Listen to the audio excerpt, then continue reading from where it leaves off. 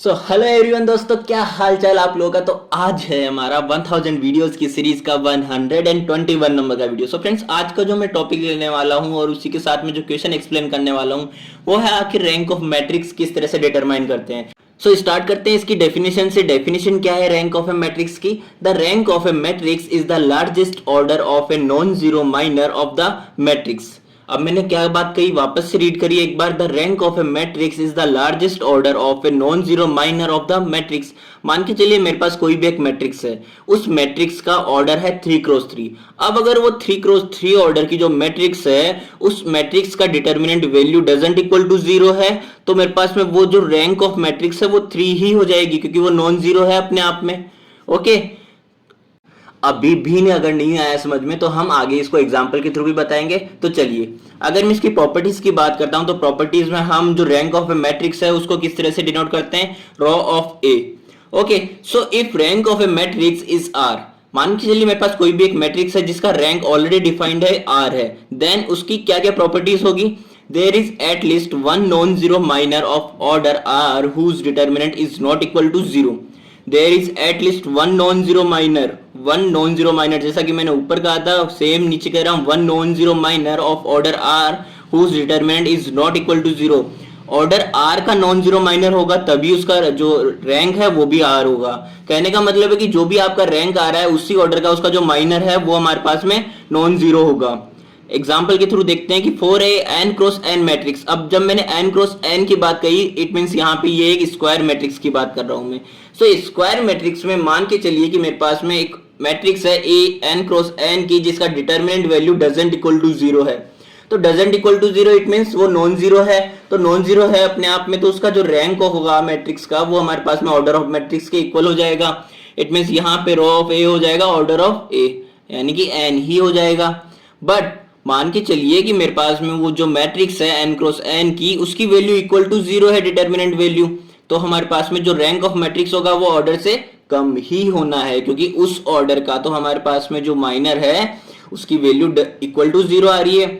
सो हम क्या करेंगे, उससे जस्ट एक नंबर कम, यानी कि आपको माइनर के लिए उसकी रो को भी 1 से कम कर देना है एंड जो कॉलम है उसको भी 1 से कम कर देना है, और उस ऑर्डर का आपको क्या चेक करना है, उसका माइनर चेक करना है जिसका डिटरमिनेंट वैल्यू हमारे पास में इक्वल टू 0 है या फिर डजंट इक्वल टू 0 है। अगर डजंट इक्वल टू 0 है इट मींस हमें नॉन जीरो माइनर मिल चुका है। तो नॉन जीरो माइनर हमें जिस ऑर्डर का मिला है वही ऑर्डर हमारा क्या कहलाएगा, उस मैट्रिक्स का रैंक कहलाएगा। ओके, तो ये थी हमारी first property. So second property है every minor of order R plus one of A is 0। अब हमने स्टार्टिंग की थी कि उस मैट्रिक्स का जो रैंक है वो ऑलरेडी आर है।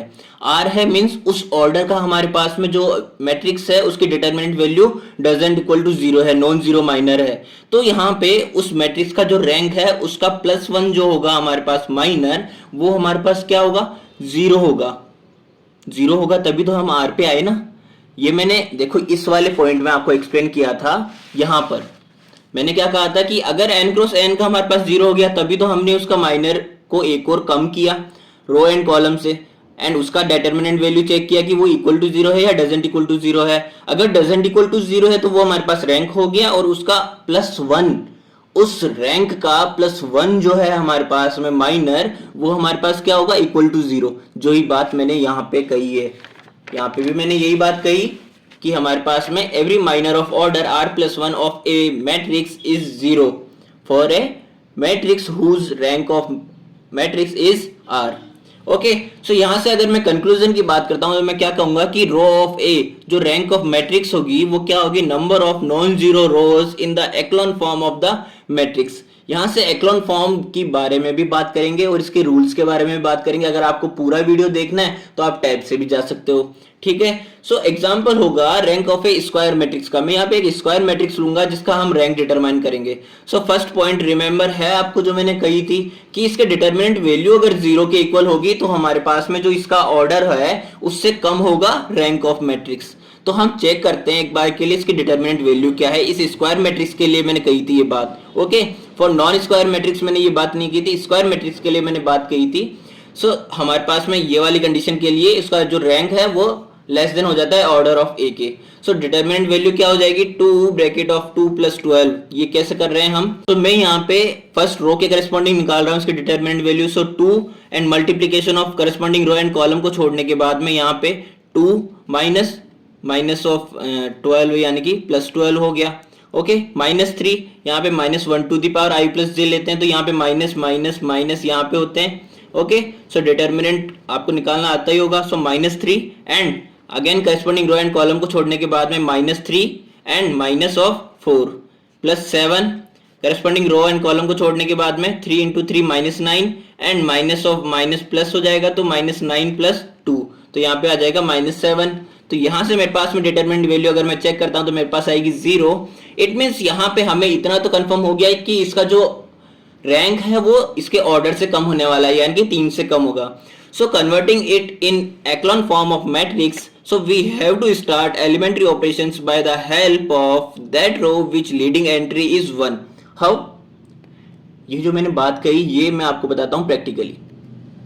देखो हम किसी भी एक मैट्रिक्स को एक्लॉन फॉर्म में किस तरह से कन्वर्ट करते हैं, उसके लिए हमने कहा कि जो मेरी हर एक रो है उसकी लीडिंग एंट्री हम ट्राई करेंगे कि जो लीडिंग एंट्री है यानी कि जो फर्स्ट एलिमेंट है वो 1 से स्टार्ट होए। ओके सो 1 से स्टार्ट होने के लिए मैं एक ऐसी रो को टारगेट करूंगा जिससे मैं हर एक में 0 बना सकूं फर्स्ट ऑफ ऑल। तो ओके तो मैं क्या करूंगा यहाँ पे एलिमेंट्री ऑपरेशंस लगाने के लिए मैं उस रो को टारगेट करूंगा जिसमें ऑलरेडी लीडिंग एंट्री क्या है 1 है। तो मैं अगर R2 में लगाता हूं तो R2 में किस तरह से लगाऊंगा कि जैसे कि R1 में मैंने लगाया तो R1 माइनस 2R3 होगा एंड R2 में लगाता हूं तो R2 माइनस 3R3 होगा। R2 माइनस 3R3 क्योंकि यहाँ पे तो 3 से मल्टीप्लाई करेंगे तब 0 होगा ना। ओके तो यहाँ पे देखो मैंने क्या बात कही है 0 हो जाएगा यहाँ पे 2 माइनस 2।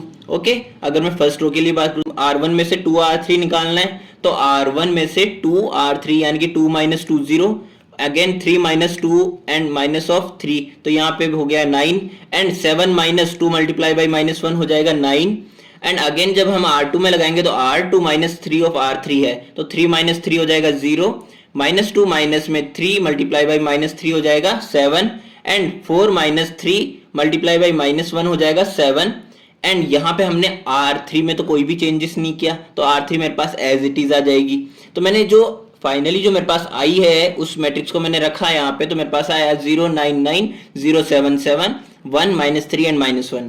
सो यहाँ पे मैं देख सकता हूँ कि मेरे पास जो फर्स्ट रो है उस फर्स्ट रो को मैं पूरा 0 बना सकता हूँ अगर मैं सेकंड रो को यूज में लेता हूँ तो मैं क्या करूंगा कि R1 में ऑपरेशन लगाऊंगा R1 माइनस 9/7 ऑफ R2। यहाँ पे 9/7 करूंगा मैं 9/7 तो मेरे पास 7 से 7 कैंसिल आउट हो जाएगा एंड 9 में से 9 माइनस हो जाएगा। एज इट इज 9/7 करूंगा तो 7 से 7 कैंसिल आउट एंड 9 माइनस 9 हो जाएगा तो मेरे पास में ये पूरी रो कन्वर्ट हो जाएगी 0 में एंड मेरे पास 0 7 7 1 -3 एंड -1 मेरे पास एज इट इज रह जाएगा।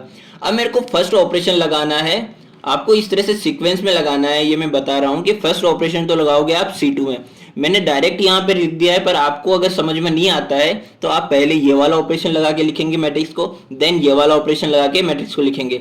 सो मैंने तो फर्स्ट ऑपरेशन लगाया है C2 में C2 माइनस C3, C2 में लगाया है कॉलम सेकंड में कि C2 माइनस C3 यानी कि 7 माइनस 7 0 हो जाएगा एंड -3 प्लस 1 क्या हो जाएगा -2 हो जाएगा। बट मैंने जो सेकंड ऑपरेशन लगाया कि R1 को आपको R3 से रिप्लेस कर देना है जिसके कारण मेरा जो यहाँ पे R3 में जो मेरे पास एलिमेंट आया था वो मेरे पास में हो गया पलट के R1 में। एज इट इज -1 जो यहाँ पे था वो चला गया फर्स्ट रो में एंड एज इट इज जो 1 यहाँ पे था वो चला गया फर्स्ट रो में। तो यहाँ पे मेरे पास में जो 0 थे वो 0 सारे थर्ड रो में आ गए एंड मेरे पास जो सेकंड है वो तो एज इट इज रहेगा क्योंकि उसमें हमने कोई चेंज नहीं किया था, केवल हमने किया था C2 में C2 माइनस C3 तो यहाँ पे 7 माइनस 7 हो गया था 0। ओके तो मैंने जैसा कि कहा था कि पहले आपको ये वाली जो ऑपरेशन है ये लगा के लिखनी है मैट्रिक्स देन आपको ये ऑपरेशन लगा के मैट्रिक्स लिखनी है। सो मेरे पास में फाइनली जो आएगी मैट्रिक्स निकल के वो आएगी 1 -2 -1 0 0 7 एंड 0 0 0। अब देखिए यहाँ पे एक्लोन फॉर्म जो होती है हमारी वो 3 रूल्स बोलती है कि आपकी पहले तो जो मैक्सिमम जीरोज वाली रो है ना वो हमारे पास बॉटम में होनी चाहिए तो मेरे पास ये बॉटम में है।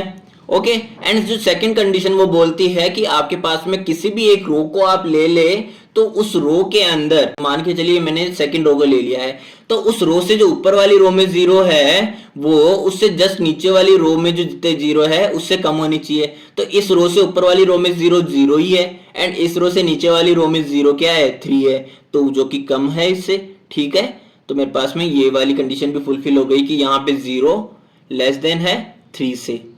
अब यहाँ पे रैंक जो होगी वो number of non zero rows in echelon form होगी। तो यहाँ पे नॉन जीरो रोज कितनी है, 1 एंड 2। तो यहाँ पे रो ऑफ ए क्या हो गई, 2, क्योंकि यहाँ पे 2 नॉन जीरो रोज है। ओके, अब रो जो हमारे पास आई है मैट्रिक्स की वो 2 आई है। इसका मतलब क्या है कि जो 3x3 मैट्रिक्स है वो 0 है, जैसा कि मैंने स्टार्टिंग में बता दिया था इस क्वेश्चन के। एंड जो 2x2 है वो नॉन जीरो माइनर है, ये भी हम बात कर चुके हैं। अगर नॉन जीरो माइनर है तभी तो इसकी रैंक कहलाएगी। ठीक है, तो ये था हमारा आज का सॉल्यूशन। मिलते हैं हमारे नेक्स्ट वीडियो में।